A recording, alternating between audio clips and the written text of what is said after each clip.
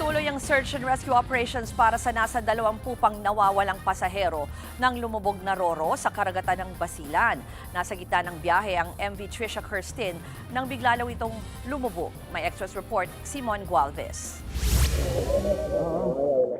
Nanghihingi ng saklolo habang palutang-lutang mga pasaherong yan sa dagat na sakop ng barangay Balok-Balok sa Haji Mutamad, Basilan. Ilan lang sila sa sakay ng MV Trisha Kirsten Roro vessel.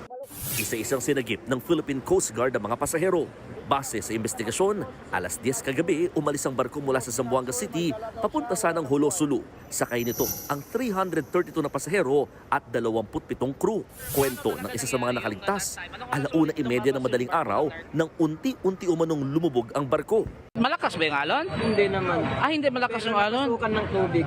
Pagkatapos itumba na agad. Nagputukan lahat sa loob. Sumisid ako sa baba. Ang asawa ko, baka naano siya doon. Tapos nagkita na lang kayo doon sa... Na lang kami doon.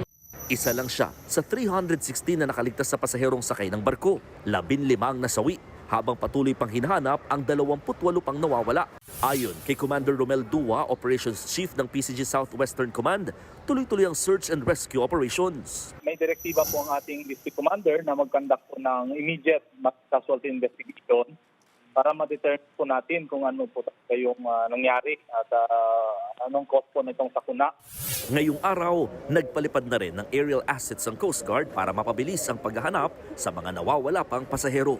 Nagbabalita mula sa frontline, Mon Gualvez, News 5. Mga kapatid, Ruth Cabalco, para sa mabilis na pasada ng mga balitang dapat niyong malaman, mag-follow at mag-subscribe sa social media pages ng News 5.